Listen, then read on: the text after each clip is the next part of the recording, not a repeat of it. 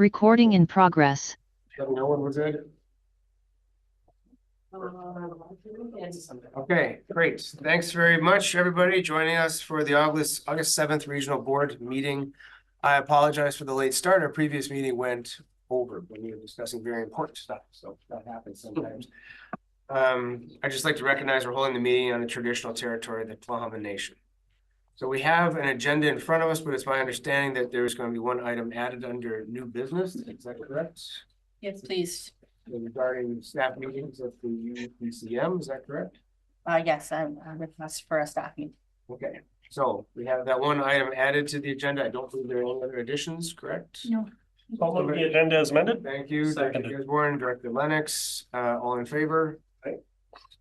None opposed, motion carries. Adoption of the minutes of the July 24th, 2024 meeting. Any errors or omissions?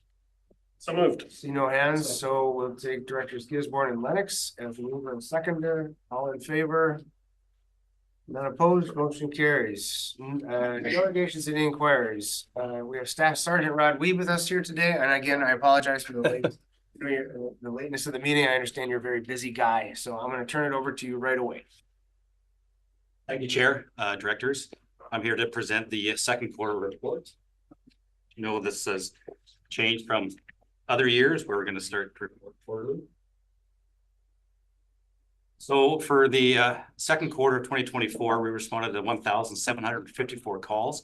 This represents an 8% increase over the same quarter in 2023, and overall so we got some 6% increase year to date. Start with the non-criminal calls. Our checked well-beings continue to increase exponentially. As you can see on the board, those are up 17% over the same quarter last year, and overall up 26% for the year. Mental health act calls are actually down 40%. So that's the first time in several years that they started trending down. And when we talk about that, I just want to thank the board for a letter that was written to Vancouver Coastal Health.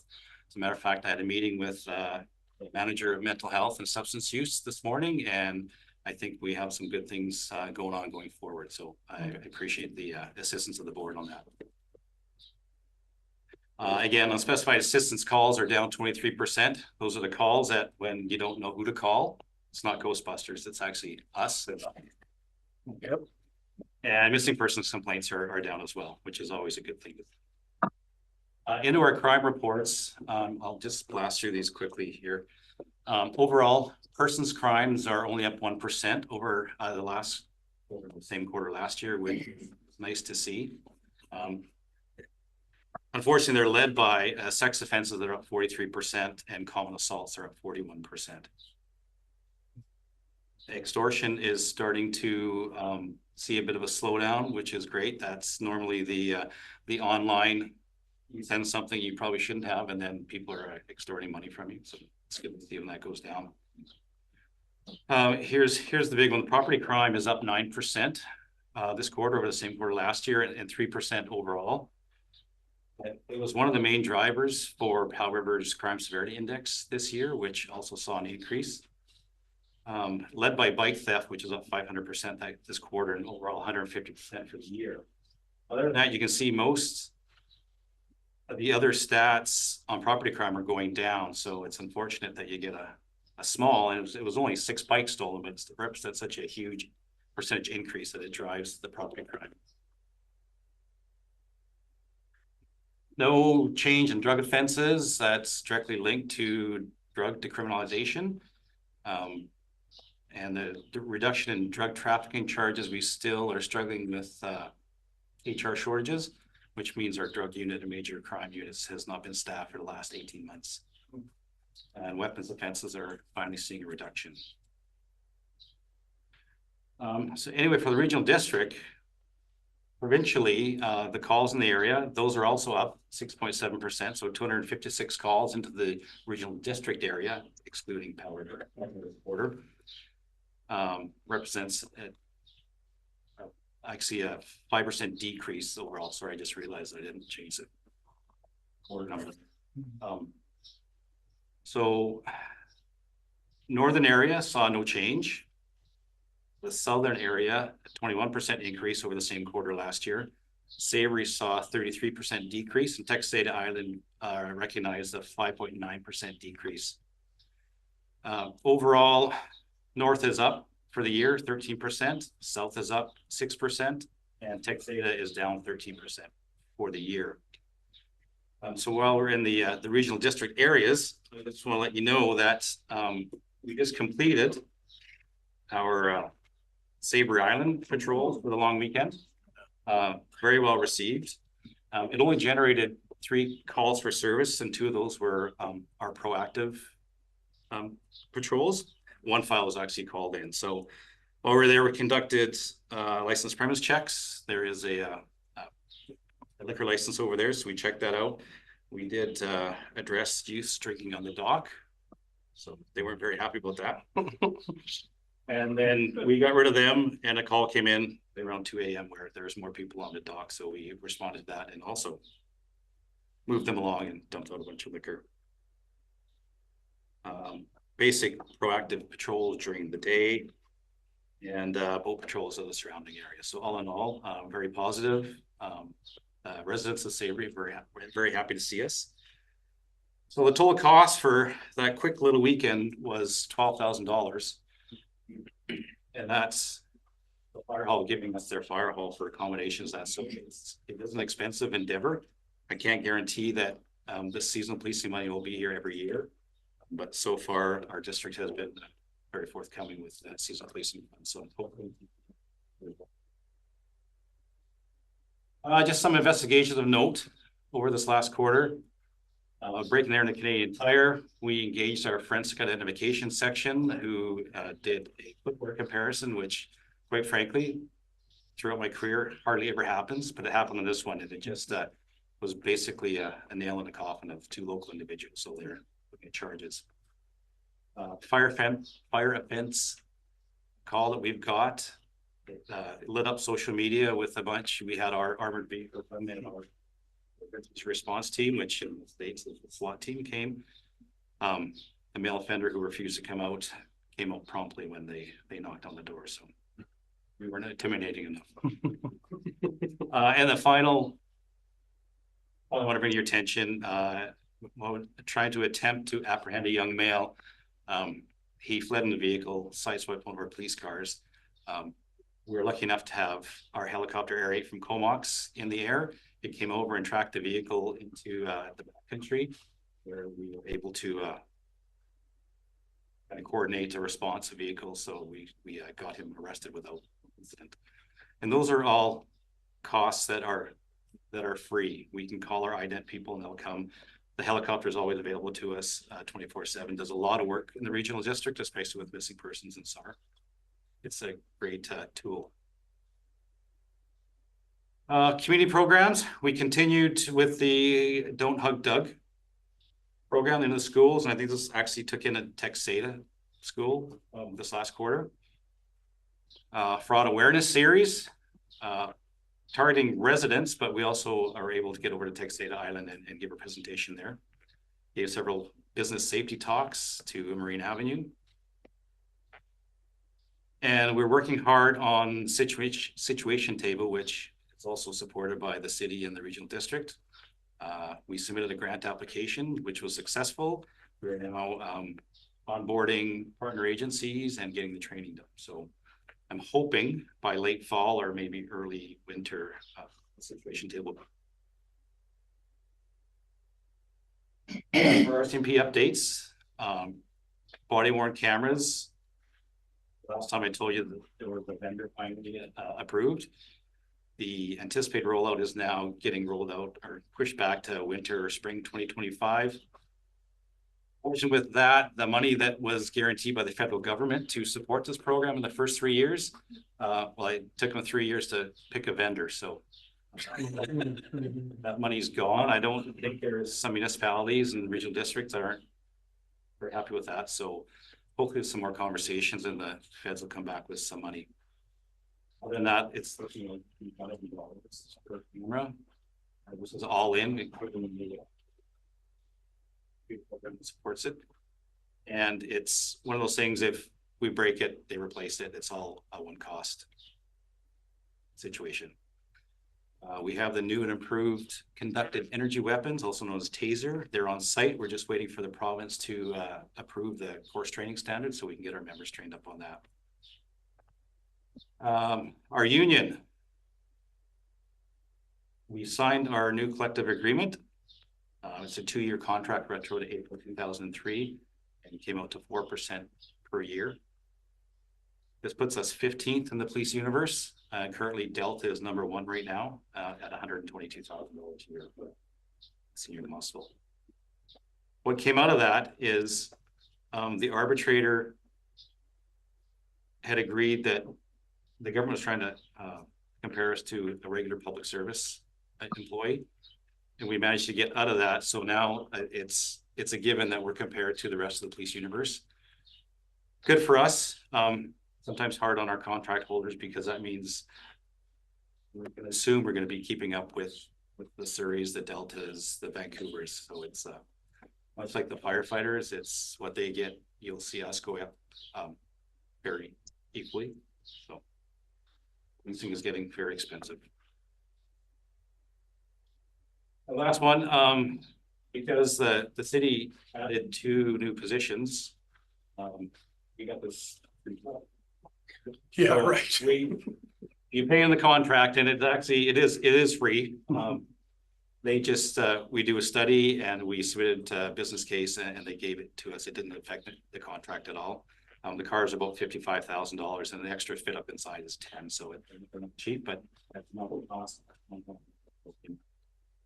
I can't say I tried to go on the provincial line as well to get something, but obviously we have too many provincial cars.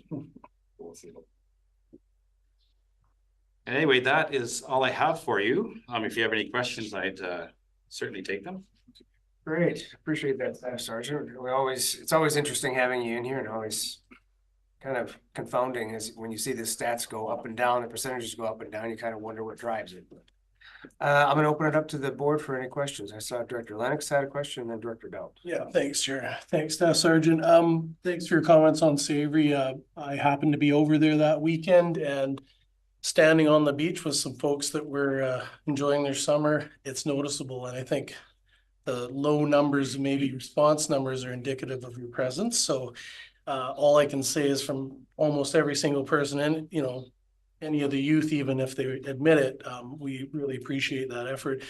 I'd say that my question to you is, if I can help you in any way advocate for the cost of that. I wrote it down, and as we go ahead. But again, one small incident over there that's prevented and we'll never know about it, it's worth the effort. My question is, you mentioned your drug and major crimes units are sort of underfunded or not, especially in these outlying areas, but you did mention you can call upon resources. So if you had a major sort of related incident, are there external resources like those other teams that can be brought to bear, or? Yeah, absolutely. Because you're dealing with a provincial area here, all those resources that would, if it happened in the city, would cost the city of Powell River a lot of money. It's free because the province has to provide policing services for areas, unorganized areas and areas under 5,000. So we have access to Iron District GIS. Unit. We have access to Vancouver Island Major Crime Unit, which is an Islands Homicide Squad. They have come in years past when we've had incidents happen in the regional district, and that's all free. So certainly we can call on them when needed. The not having our local people right now is not a funding issue, it's a recruiting issue and trying to get people to come to Powell River. It's increasingly tough to get them to come to Powell River. I mean, I was laughing once we get them here, they love it and stay for a lot longer than stay other places, but it's trying to entice them here. We haven't put on the priority list for E-Division staffing, so that means that we can search for people outside of tenure when they normally wouldn't be transferred from that spot. So we keep throwing stuff out there on our social media platforms as well to try and get people to sign up. So. Thanks. We'll take them out fishing. We'll change their mind. Exactly. We do have a new cadet coming in a couple of weeks, and we have a member coming from Salmon Arm. December. Another person coming probably January 2025 through this program. So things are slowly waking up. Okay, I have Directors Stout, McCormick and Elliott. Yeah, so good to see you again. I'm glad to hear the situation table is getting training and working out good. Have you been able to find an organization to take over leadership of that situation table? No, not as of yet. So we are still chairing it. I'm confident though, once we get the training done and a few more meetings, there's some good candidates that can step up. Director McCormick. Director McCormick? Just to get unmuted. Thank you. Yep. I want to thank the staff sergeant for the presentation. I really like hearing, the stats and getting the picture of where things are at. So my question is about the situation at the Texada detachment where the two officers are sort of, on call like 24/7. Is there, is there a relief for them so that they do get some time off now? So Or is that beyond our no, Yeah. not at all. So ability to question? yeah, no, I remember presenting to the board about the special provincial positions that were approved. And those they're not going to be stationed on Texada, but they're in direct support for them. So the issue right now, and it comes back down to staffing and recruiting, is we filled those positions internally, which means we picked up some municipal members, put them on a provincial cost center. But we haven't actually backfilled those spots yet. So a bit of a shell game. We had to fill those immediately. The province wanted that done. And the bonus to that is it saves the municipality some money too. So once those municipal resources are backed up with the people I've told you are coming, that should free those positions up to do more work with Texada. In the interim, Texada members get pretty much any time off that they want. They're just supported by Powell River Detachment. Sometimes that means that it's just a watch that would have to go over there, or we put people on call in Powell River so they can respond accordingly to Texada to support the full member over there. Okay, do you have a follow-up? Thank you. And if I might ask a follow-up question? Go ahead.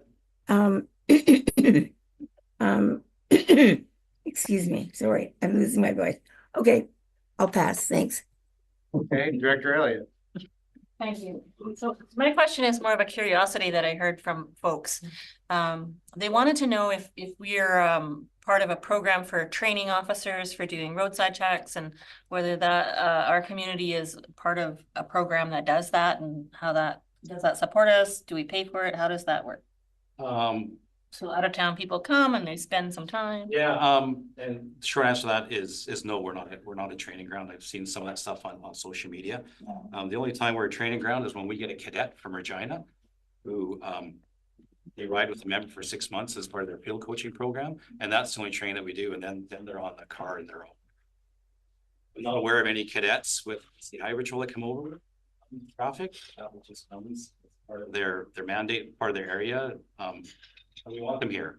All my consultations with all the groups, like road safety is one of the main concerns around the area. Yeah, I just wanted to answer that curiosity. Bring them here and they do their job. They do it very well. So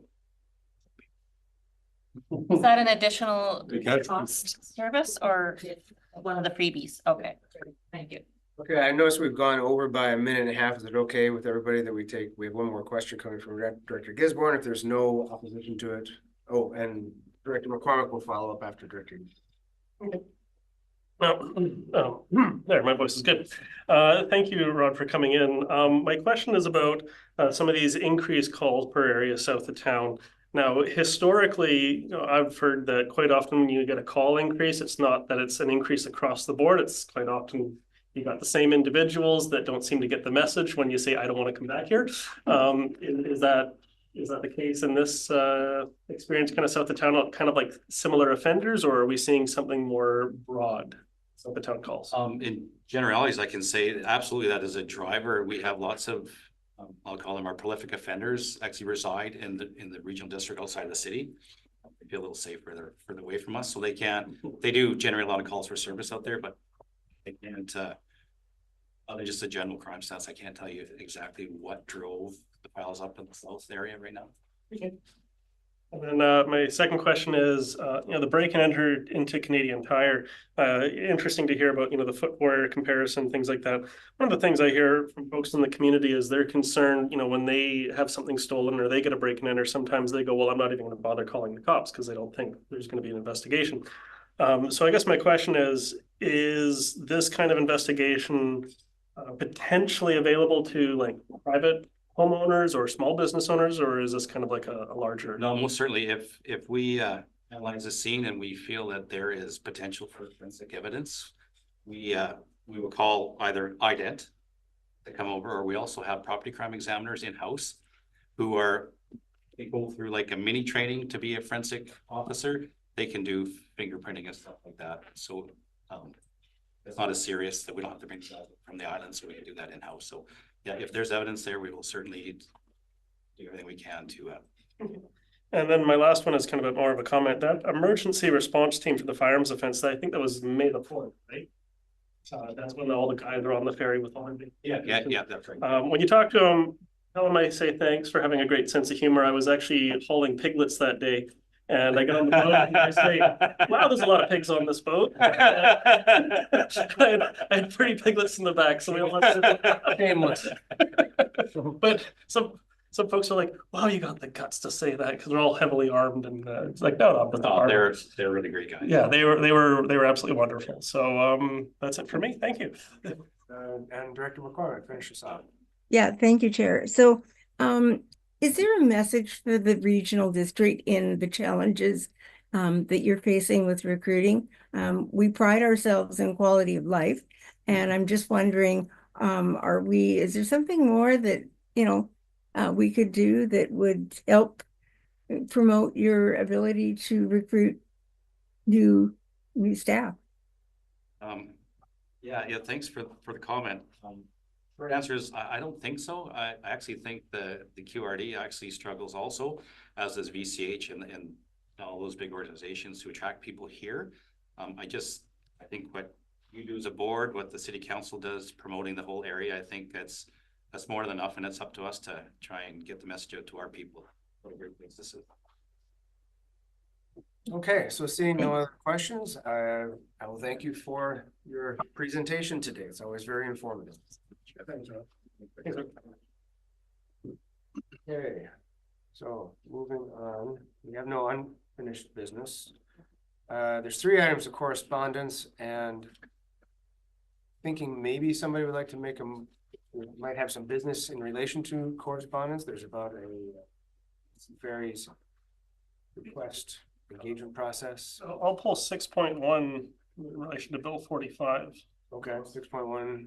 We'll move it to 7.1. You want to say what business you want to have associated with 6.1? Because I believe we sent a letter to the province back in November asking for them to rescind that bill. And now they're saying that they're not going to bring it into force, but it's still going to be sitting there. And I'm just wondering, should we remind them of our previous motion to say, hey, if you're not going to even enforce it, just rescind it. Like, otherwise it's going to be a kind of like, what is it, the fire protection kind of issue, where it's then like years later they go, oh yeah, we got this legislation that's sitting here that we now have to bring into force, and then it becomes a whole issue for local governments again. It's kind of like kicking the can down the road because they've got so much opposition. So okay, so that's 7.1.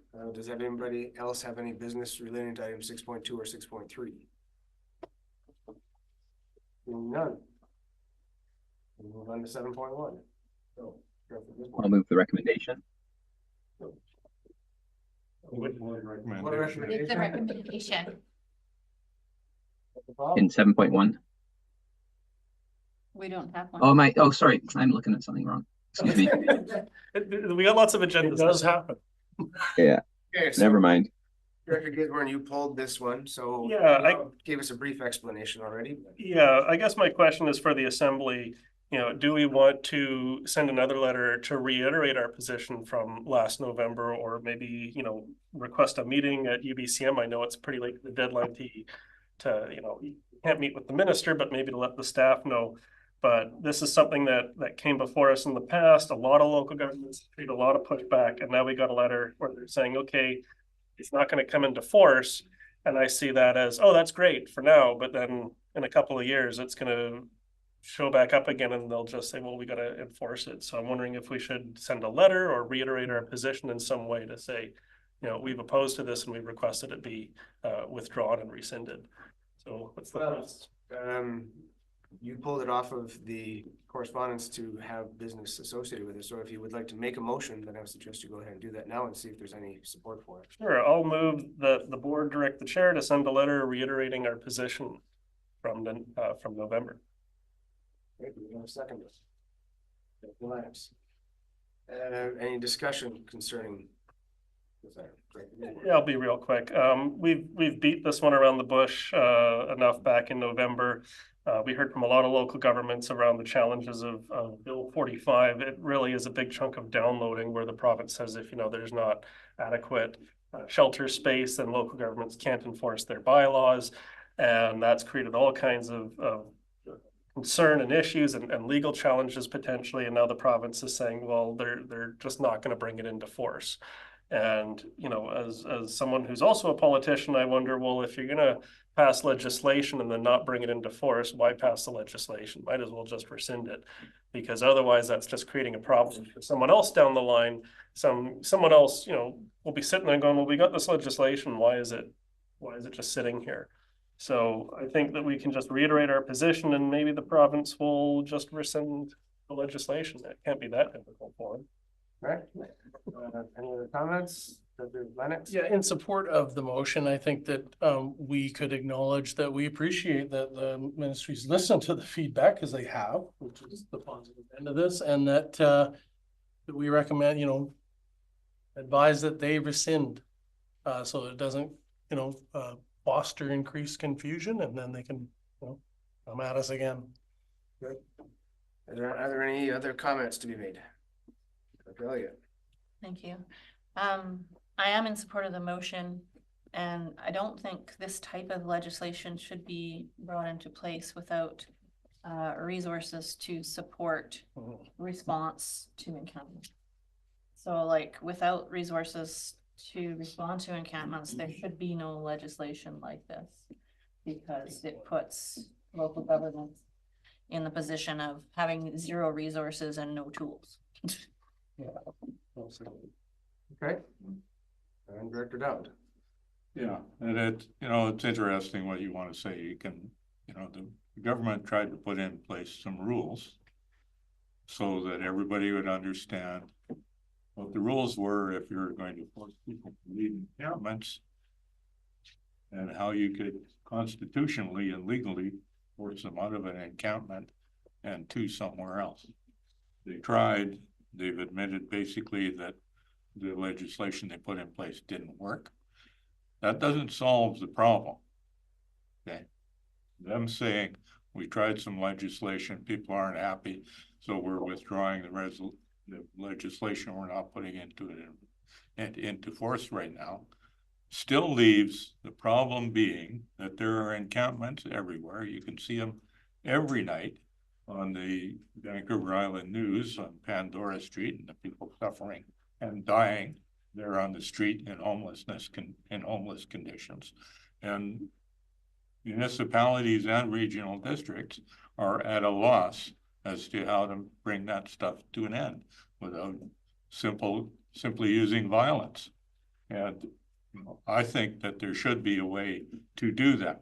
The provincial and federal governments should be able to set up a reasonable regime under the law where you can move people out of homeless encampments in parks and in the streets into housing paid for by the higher level of governments. But I think we have to do something other than just saying we don't want any legislation and pretending the problem doesn't exist, because it does, and it exists here.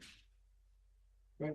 Thank you very much. Director Gisborne. Yeah, I concur with Director Dowd's comments, and hopefully the letter can also include, our sentiment that we do take these encampments and homelessness issues quite seriously, and we are wanting to work and come up with solutions.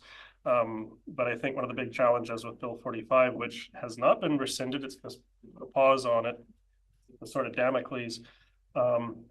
It kind of seems like a heavy-handed province just saying, well, local governments, we're just going to shove this down on you. And that's where they got a lot of pushback without, having adequate consultation. And yeah, I think our letter can be very positively worded to say, we actually do take this seriously. We want to work with you.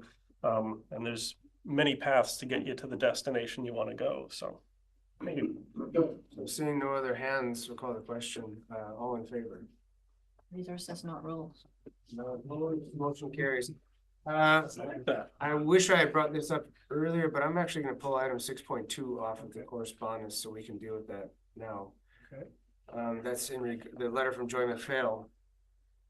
And I thought because we had, I'll make the motion, I guess, that we do accept her invitation for meet either at the UBCM or have her come here. And her, well, no, it's not her exactly. It's representatives from BC Ferries to speak about engagement with local governments. We sent the letter, or I made the motion. If somebody seconds it, then I'll come. Second. Okay. Gisborne. We sent the letter saying that we are not satisfied with the level of engagement that we have with our ferry advisory committee. They have reached out and said, okay, we want to meet with you. I think the least we can do is say, yes, we'll meet with you at some point. So I think we should send a letter saying, yes, we'd like to meet. Yeah, I'm totally in support, Chair. Just the second last paragraph, just for clarity, says that the consultant team reach out to the corporate officer. Has that occurred? I'm just wondering if the motion's necessary or if they're literally telling us that they're gonna reach out to meet with us. Yeah, I mean, I have not received Okay. the correspondence. I think we should probably show interest and then it gets the ball rolling. We either decide to do it at UBCM or we have them come here. Yeah. So, any other comments on it? Seeing no hand, Director McCormick? Just to say totally support. Oh, Okay. okay, good. Director Elliott? Yes, thank you for pulling it and putting it on the agenda to respond that we are in favor of meeting. I'm in favor of that as well. I'm curious about, I guess whenever we figure out when this meeting, I'll get a comprehensive list from the chair of stuff that she'd like us to bring forward. From the Ferry Advisory Committee is what I mean, sorry. Oh, yeah, I said, you mean from Martin Bridges or? Yes, Okay. yes. So I sit on the committee, but she's the chair, so I want to make sure that we're saying it in sync. Yeah, I mean, I'm the Ferry Advisory Committee has their issues that they bring to BC Ferries, and I think we should be more focused on what our board, the issues that we want to bring to them. Many Right. times they will be the same issues, of course. Yeah. Are there any other comments before we vote? Seeing none, all in favor? None opposed, motion carries. Great, so moving down to the consent agenda. Anybody want to pull anything from said consent agenda? Seeing no hands. So moved. Thank you, Gisborne and Lennox. Great. There's no discussion, so we'll call the question. All in favor? Aye. None opposed, motion carries. Awesome. No resolutions, reports, bylaws, and new business. What do we have here? We have a motion from Director Elliott? Elliott. Oh, yeah. And, I will just share it now. Thank you. I did send an email around too, Okay. for those who maybe can't see the screen. Looks good. Seconded. Sorry, it's I know what the motion is. I'll just read it off for those who are watching the broadcast. That the board directs staff to request a meeting at UBCM with appropriate Ministry of Environment and Climate Change staff regarding difficulties or remote Catholic region to have a separate program for industrial, commercial, and institutional recycling. Yes, CAO? Yes, no, through the chair, there was some noise going on over here. Oh, okay. So that's the motion that we have. We have a mover.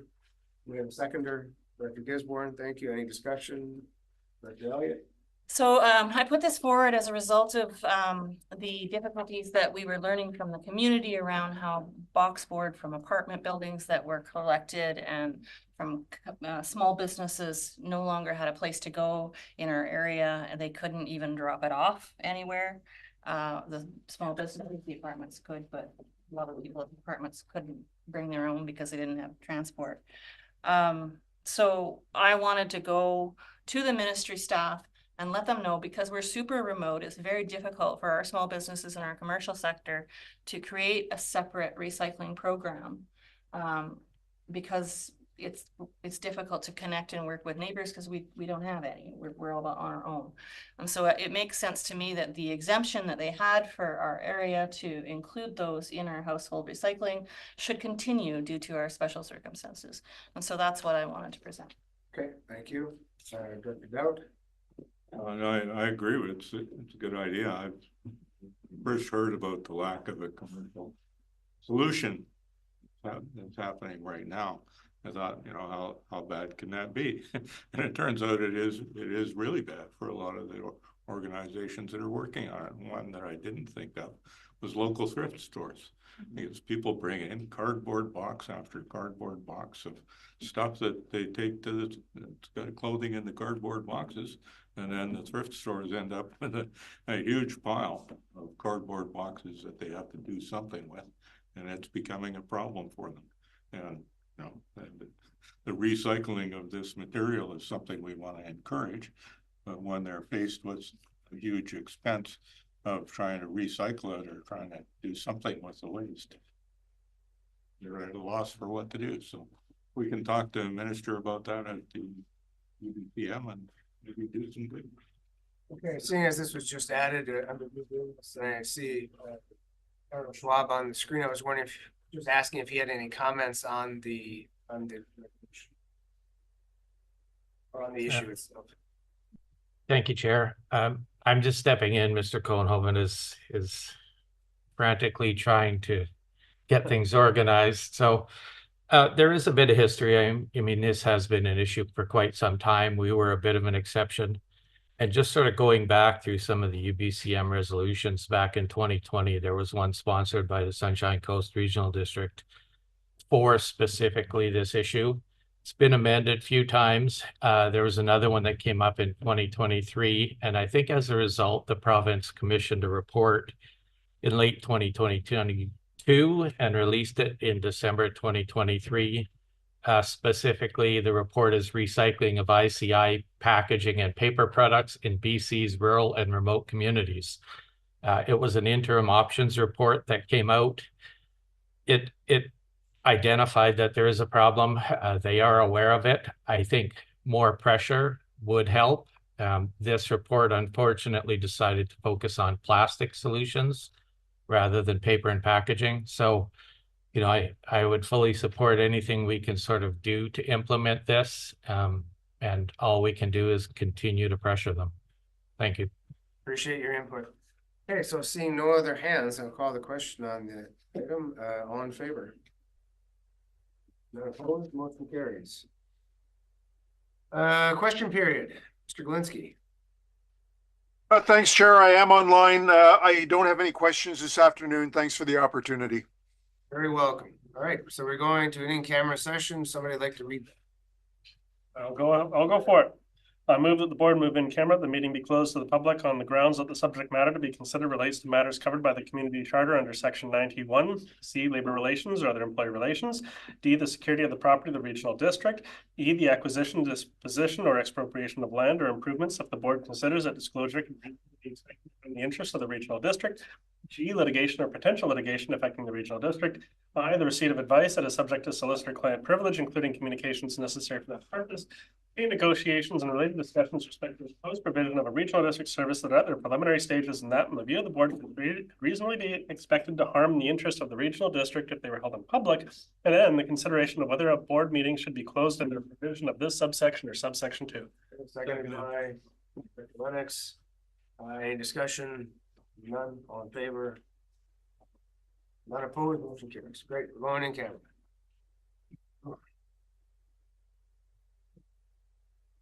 Here we go. Not close that door to the last. Right. Wrap it up. Um,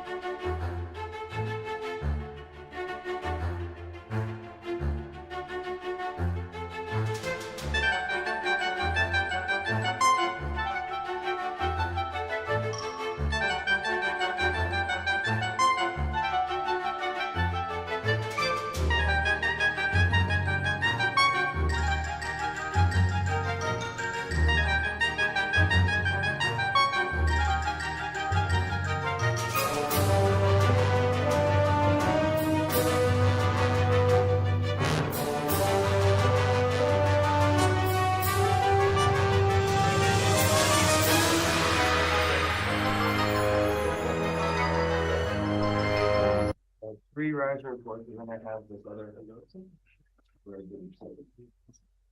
Okay.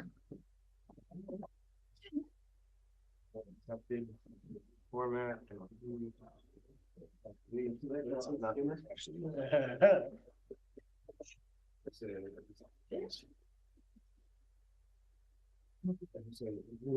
Option two. Yeah. Okay, you don't want to, and then. Don't want to hit the actual. I mean, that will become. Do you? Well. We could just straight that out. Board website. For implementation, July 1st, 2025. And increase in the value of 9 cents per square foot. Perfect. Thank you. Okay, thank you. Welcome back. We have a rise and report from the in-camera session. Board would like to rise and report on the following. Board entered into a design build contract with Dawn Construction 2018 Limited for the Northside Community Recreation Center design build project in Lund. The board approved the purchase and installation of LED lighting for the Texada Island Health Center. And that the board accepted the new lease format and approved the lease for implementation for applicable hangars beginning July 1st, 2025. An increase in the private lease rate to 9 cents per square foot. Oh, for the Texada Island Airport. And as we're wrapping up today's meeting, I'd like to take a moment to acknowledge that this will be our last meeting in this boardroom. Next meeting is in our Board on the Road meeting day, and it's scheduled to be held on March 28th, 2024, and the Texada Senior Center. After this, on September 4th, 2023, I'm pleased to announce that we will be 2024 instead of 2023. I am pleased to announce that we will be convening in our new, more accessible meeting room upstairs in unit 201. So with that, I declare the meeting adjourned. Thanks very much. Bye, guys. Hey, thanks, everyone. Yeah, good night. Enjoy summer. See you on See Texada. you all on Texada. Yep. I signed this. Okay, good.